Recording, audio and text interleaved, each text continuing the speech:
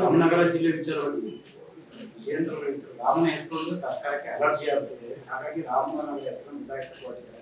ಮತ್ತು ಯಾರು real estate ಸೈಟ್ಗಳು ಎಷ್ಟೆಷ್ಟು ಕಟ್ಟಿದ್ದಾರೆ ಅನ್ನೋದನ್ನ ಬಹಿರಂಗಪಡಿಸ್ತಾರೆ.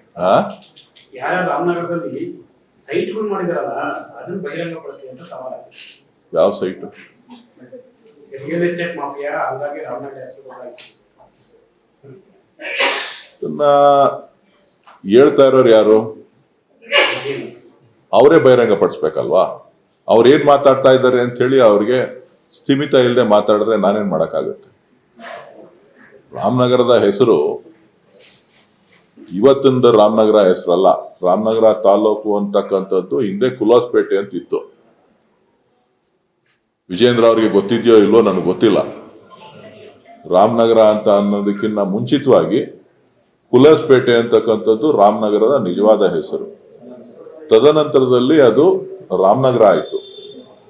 ರಾಮನಗರ ತಾಲೂಕಾಗ್ಲಿ ರಾಮನಗರದ ಹೆಸರನ್ನಾಗ್ಲಿ ನಾವು ಯಾವತ್ತೂ ಕೂಡ ಬದಲಾವಣೆಯನ್ನ ಮಾಡಿಲ್ಲ.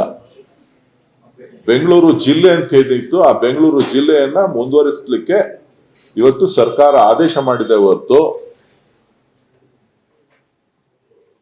ಇವ್ರ ರಿಯಲ್ ಎಸ್ಟೇಟ್ ಏನಾರ ಇತ್ತು ಅಂತ ಅಂದ್ರೆ ಇವ್ರ ರಿಯಲ್ ಎಸ್ಟೇಟ್ ಮಾಡ್ಲಿ. ಬೇರೆಯವ್ರದ್ದು ಯಾರ ಏನಾರ ಆಸ್ತಿ ಏನಾರ ಇಲ್ಲಿ ಬರ್ಸ್ಕೊಳ್ಳೋ ಅಂತ ಪ್ರಶ್ನೆ ಇಲ್ಲ.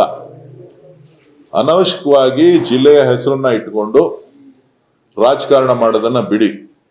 ನೀವು ನಿಮ್ಮ ಕಾಲದಲ್ಲಿ ರಾಮನಗರ ಜಿಲ್ಲೆಗೆ ಏನ್ ಕೊಡುಗೆ ಕೊಟ್ಟಿದ್ದೀರಿ ಅನ್ನೋದನ್ನ ಹೇಳಿ. ರಾಮನಗರ ಜಿಲ್ಲೆಗೆ, ಬೆಂಗಳೂರು ದಕ್ಷಿಣ ಜಿಲ್ಲೆಗೆ. ಇವತ್ತು ಬೆಂಗಳೂರು ದಕ್ಷಿಣ ಜಿಲ್ಲೆ ಆಗಿರೋದ್ರಿಂದ ಬಹುಶಃ ಯುವಕರೆಲ್ಲರೂ ಕೂಡ, ರೈತರೆಲ್ಲರೂ ಕೂಡ ಖುಷಿ ಪಡ್ತಾ ಇದ್ದಾರೆ. ಕಾರಣ ಏನು ಅಂತ ಹೇಳಿದ್ರೆ, ನಾವು ಬೆಂಗಳೂರು ಜಿಲ್ಲೆಯವರು ಅಂತ ಹೇಳಿದ್ರೆ ನಮ್ಗೆ ಅಟ್ಲೀಸ್ಟ್ ಉದ್ಯೋಗನಾದ್ರೂ ಸಿಗುತ್ತೆ, ನಮ್ಮ ಕಾಲೇಜ್ಗಳಿಗೆ, ನಮ್ಮ ಯೂನಿವರ್ಸಿಟಿಗಳಿಗೆ ನಮ್ಗೆ ಗೌರವ ಸಿಗ್ತದೆ ಬೆಂಗಳೂರಿನಲ್ಲಿ ಓದಿದ್ದೀರಾ ಅಂತೇಳಿ. ನಾವು ನಮ್ಮ ಮಕ್ಕಳನ್ನ ಎಲ್ಲಾರ ಕೆಲ್ಸಕ್ಕೆ ಕೇಳಿಸ್ಬೇಕು ಅಂತ ಅಂದ್ರೆ ಅನುಕೂಲ ಆಗುತ್ತೆ ಅಂತಕ್ಕಂಥ ಭಾವನೆಯನ್ನ ವ್ಯಕ್ತಪಡಿಸ್ತಾ ಇದ್ದಾರೆ. ಜನ ಖುಷಿಯಾಗಿದ್ದಾರೆ.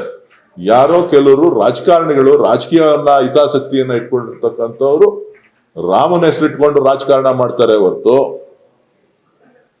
ನೀವು ರಾಮನ ಹೆಸರಿಟ್ಕೊಂಡು ರಾಜಕಾರಣ ಮಾಡೋದನ್ನ ಬಿಟ್ಟು ನಿಮ್ಮ ಅಭಿವೃದ್ಧಿಯ ಸಂಕೇತಗಳನ್ನ ಇಟ್ಟು ಚರ್ಚೆ ಮಾಡ್ತಕ್ಕಂಥದ್ದನ್ನ ಮಾನ್ಯ ಬಿಜೆಪಿಯ ಅಧ್ಯಕ್ಷರು ಅರ್ಥ ಮಾಡ್ಕೋಬೇಕಾಗ್ತದೆ.